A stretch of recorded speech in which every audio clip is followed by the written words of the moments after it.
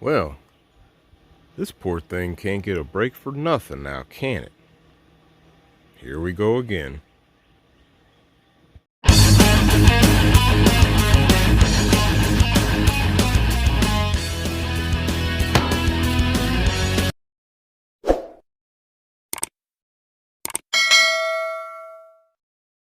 All right, we're back again with the big tracker. Why? Well, because dumbass deer decided to run in front of me and say hi, and yeah, that's the result right there. So luckily it wasn't as severe as it could have been or had been in past episodes on other vehicles, but that's still screwed up. Luckily though, on one end I actually had a replacement headlight housing from the old tracker we used to have. I salvaged it before it got scrapped since, well, it was crushed by a tree. But I at least have that headlight housing. As far as everything else, I'm probably going to do some real dingle bulb repair work here. Like this hood's going to get straightened out right here. This fender's probably going to get beaten and straightened out. And I'm probably going to have to do some banging and straightening out of this little area right here where the headlight housing is mounted to, just to really more or less straighten up everything enough so I can fully open the driver's door and at least have everything line up as best as possible. So this is going to be a relatively quick video because we're not going to really get too in depth here. One of the first things I got to do is open the hood, straighten this out, and then pull this fender off so I can get part of the deer from out of the damn thing. So let's go ahead and get that started. All right, looking at the fender here, this will be simple enough. Just beat the crap out of it with the hammer until it straightens out as much as possible. Then I have to come over here and kind of straighten out this a little bit, because you can see it's kind of at a downward angle right here at this corner, and this back portion right here is going to have to get beaten back out that way a little bit, which is going to mean me removing this overflow bottle so I can get back in here with a hammer and beat that metal out. And really, that might be about it. We'll see when we start fitting everything back together. So let me beat the crap out of some metal. Stand by. All right, I beat the crap out of all this metal as much as possible to get it as straight as possible relative to the other side, which in and of itself is also jacked up. But everything is beaten enough that maybe this garbage will line back up.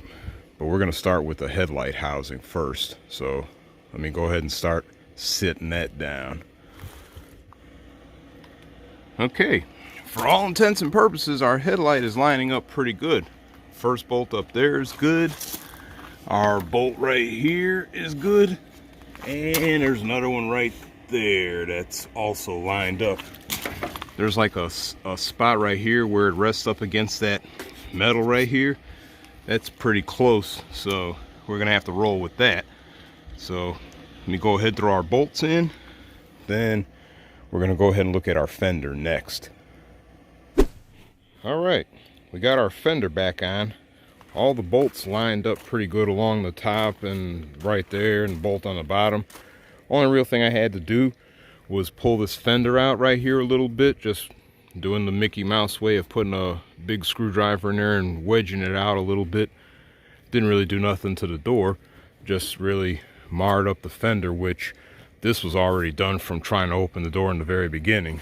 But the door does open, save for that piece of molding I gotta glue down. But we're back good on that.